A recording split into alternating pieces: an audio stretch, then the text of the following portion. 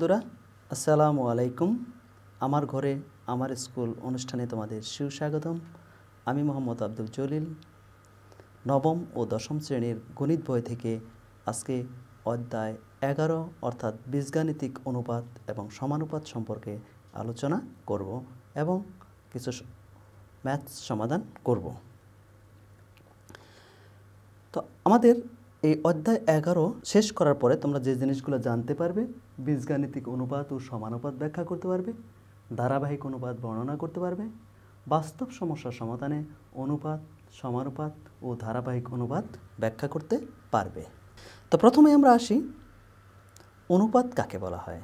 একটি এককে সমজাতীয় দুইটা রাশির একটি অপরটির কত গুণ বা কত অংশে তা একটি ভগ্নাংশ দ্বারা প্রকাশ করা যায়, এই ভগ্নাংশটিকেই রাশি দুটির অনুপাত বলা হয়। যেমন a:b যদি হয়, এর মানে হলো a/b। একইভাবে যদি 5/2 = 5:2, এটা তোমাকে মনে রাখতে হবে, এটা একই একক হতে হবে এবং একই শ্রেণীর একই ক্লাসের জিনিস হতে হবে, তা নাহলে অনুপাত হবে না। প্রথমে আমরা এখন আসি, যেখানে কিছু বেসিক জিনিস সম্পর্কে আমাদের জানতে হবে। এর মধ্যে 1 নম্বর আছে আমাদের ক্রমিক সমানুপাত, মানে কন্টিনিউড প্রপোর্শন। ABC ক্রমিক সমানুপাতি বলতে বোঝায় a:b = b:c, অর্থাৎ ABC ক্রমিক সমানুপাতি হবে যদি a:b = b:c হয়। আমরা জানি কি a:b মিন্স a/b, কারণ আমাদের রেশিও মানে ডিভিশন। a/b = b/c, আমরা যদি ক্রস মাল্টিপ্লাই করি b² = ac। যদি b² = ac হয় অথবা a:b = b:c হয়, তবে এটাকে বলা হবে ক্রমিক সমানুপাত অথবা কন্টিনিউড প্রপোর্শন। আমরা এবার ব্যস্তকরণ সম্পর্কে একটু আইডিয়া নিই।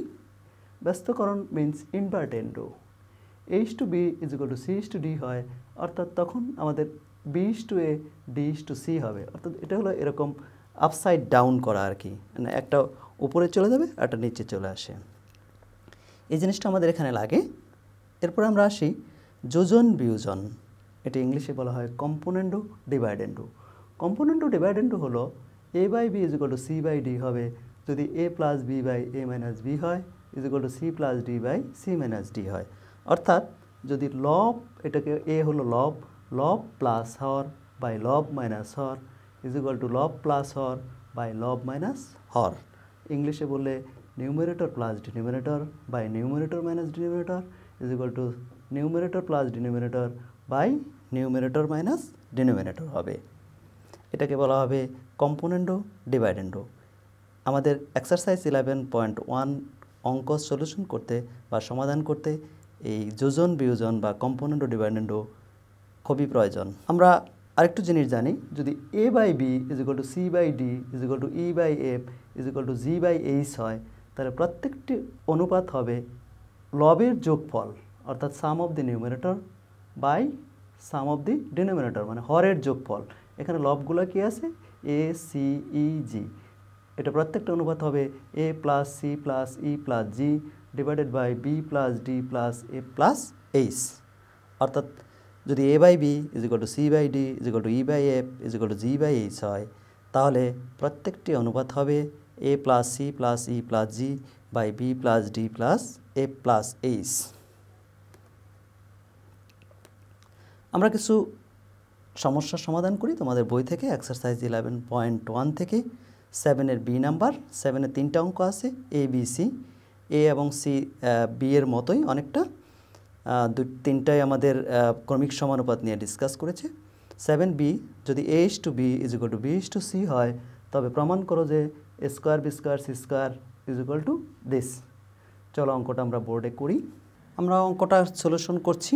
কোশ্চেনটা ছিল আমাদের, যদি a:b = b:c হয়, তবে প্রমাণ করো যে a² b² c² = 1/aq + 1/bq + 1/cq = aq + bq + cq।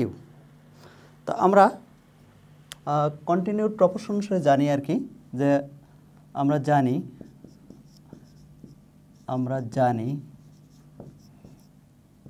একটা ফর্মুলা শিখেছিলাম। আমরা জানি a:b = b:c। এখান থেকে আমরা লিখতে পারি a/b is equal to B by c. তার মানে আমরা যদি এখানে ক্রস মাল্টিপ্লাই করি তাহলে রেজাল্টটা কী আসতেছে, B square is equal to a c. এখন আমাদের লেফট হ্যান্ড সাইড কী আছে সেটা আমরা দেখি। লেফট হ্যান্ড সাইড ছিল আমাদের A square B square C square into 1/a cube plus 1/b cube plus 1/c cube, এটা ছিল আমাদের লেফট হ্যান্ড সাইড। এখান থেকে আমরা দেখেছিলাম B square is equal to কী আসতেছে, B square is equal to AC. এই বি স্কোয়ারের মানটা যদি আমরা এখানে বসিয়ে দেই তাহলে দেখো এটা কী আসে, A square into AC into C square 1/a cube plus 1/b cube plus 1/c cube. আমরা যদি এটা মাল্টিপ্লাই করি রেজাল্ট আসতেছে A cube C cube into 1/a cube plus 1/b cube plus 1/c cube. এই এ কিউ সি কিউ দ্বারা এবার আমরা multiply করে দেব।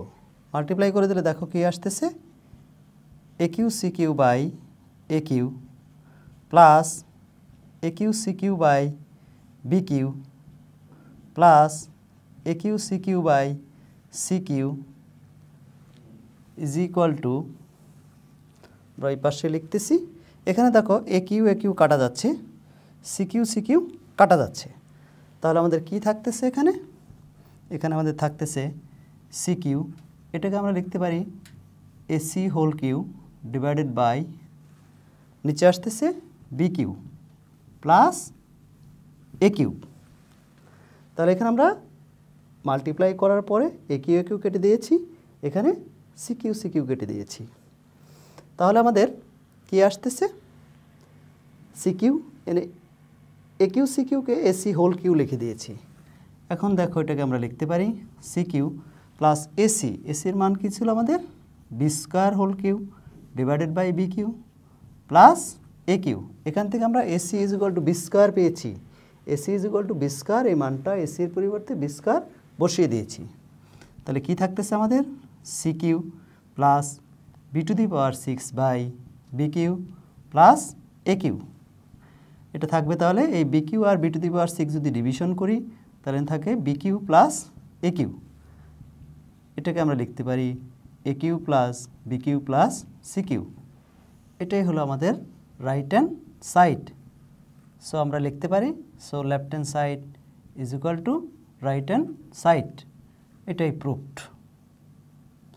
তাহলে অঙ্কটা আমরা কি করেছি, আমরা শুধু জেনেছি যে কন্টিনিউড প্রপোর্শনের জন্য A is to B is equal to B is to C, তার মানে A by B is equal to B by C, B square is equal to cross multiply করেছি, B square is equal to A C. এরপরে আমরা এখানে B স্কোয়ারের মানটা বসিয়ে দিয়েছি, বসে এটা মাল্টিপ্লাই করে দিয়েছি, এখানে আমাদের এসি আসতেছে, এসির পরিবর্তে বি স্কোয়ার বসিয়ে দিয়েছি, ক্যালকুলেশন করেছি, আমাদের রেজাল্টটা চলে আসছে। তো বন্ধুরা পরে আরেকটা অঙ্ক আমরা দেখাচ্ছি আজকে। দেওয়া আছে x is equal to 4ab by a plus b, prove that x plus 2a by x minus 2a, x plus 2b by x minus 2b is equal to 2। এটাও খুবই ইম্পর্ট্যান্ট অঙ্ক তোমাদের, এবং এই নিয়মের অঙ্ক থেকে তোমাদের ক্রিয়েটিভ কোশ্চেন বোর্ডে একবার এসেছিল। দেওয়া আছে x is equal to 4ab by a plus b, প্রমাণ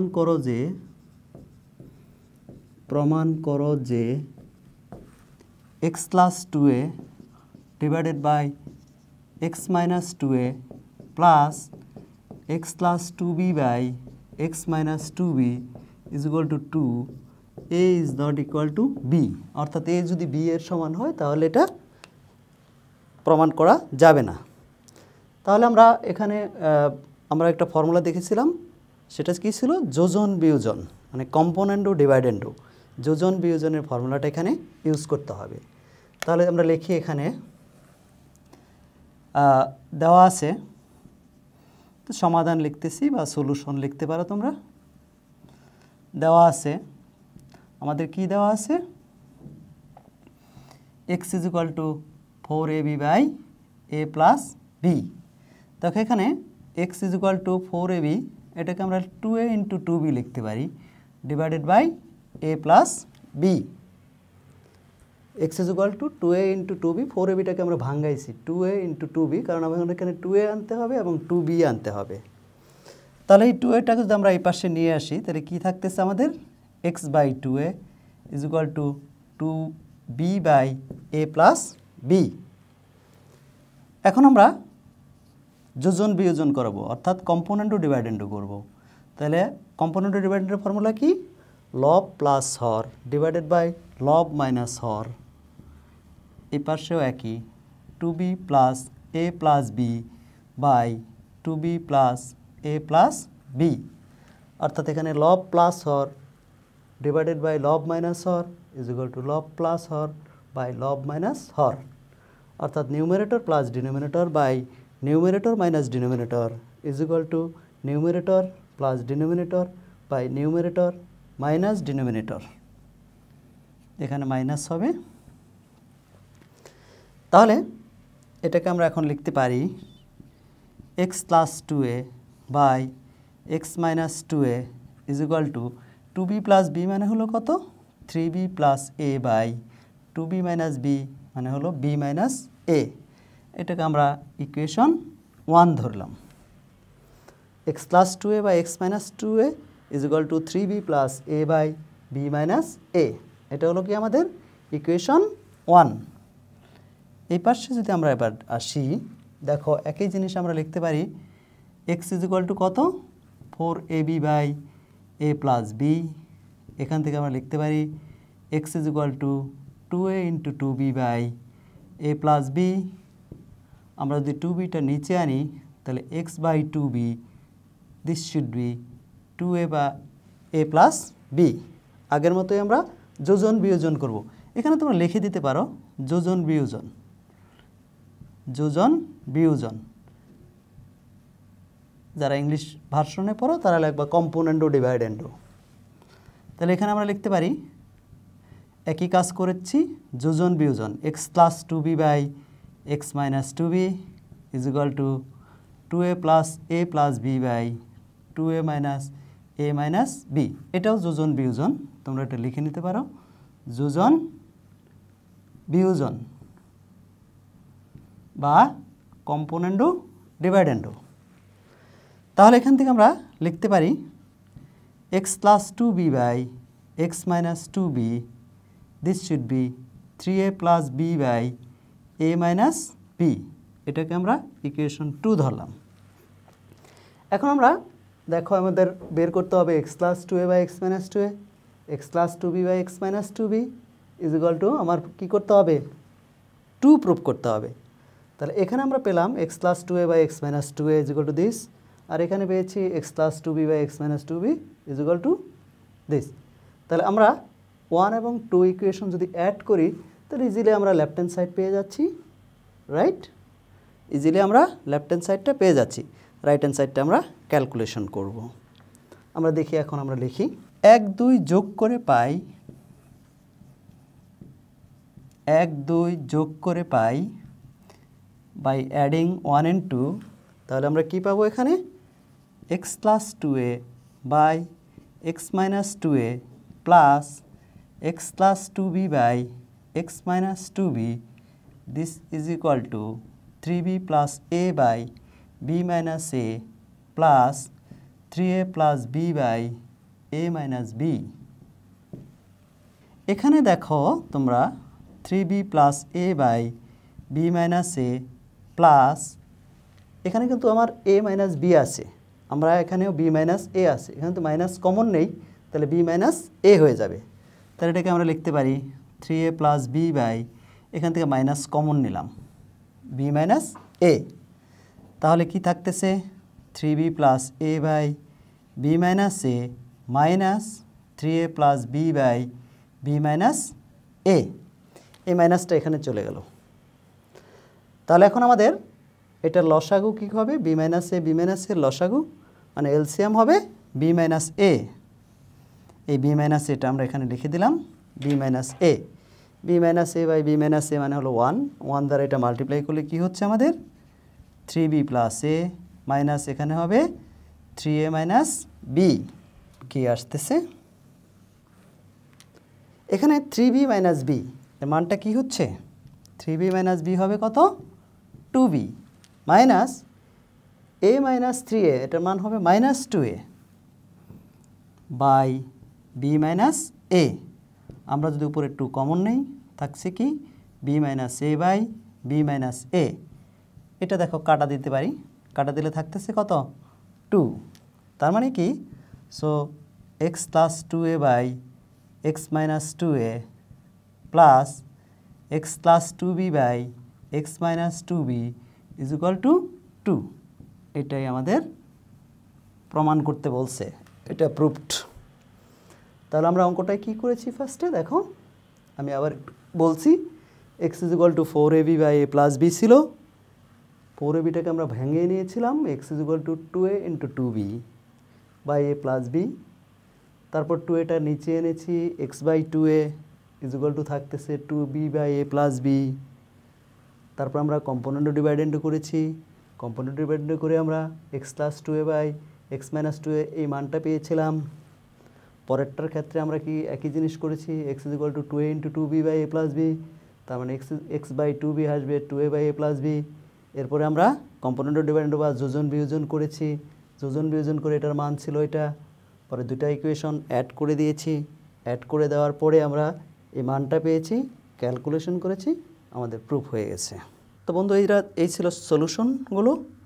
আমরা এবার হোমওয়ার্ক দিচ্ছি, তোমরা হোমওয়ার্ক করবে 7ac, আমাদের 7b যে করাইলাম সেম রুল এবং 9ab অর্থাৎ 7b এর রুলটাই ফলো করবে 7ac এবং 9ab থেকে ab করার জন্য, এবং এটা এক্সারসাইজ 11.1 থেকে করবে আর কি। বাড়ির কাজ কমপ্লিট করার পরে স্কুল খোলার পরে তোমরা তোমাদের সাবজেক্ট টিচারকে এই বাড়ির কাজটা দেখিয়ে নেবে। তোমরা যদি আমার এই ক্লাসটা পুনরায় দেখতে চাও তাহলে আমার ঘরে আমার স্কুল অথবা কিশোর বাতায়নের ফেসবুক পেজ বা ইউটিউব চ্যানেল পুনরায় ভিজিট করতে পারো।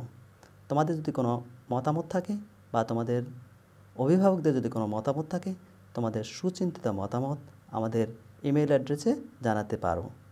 ধন্যবাদ, ভালো থেকো।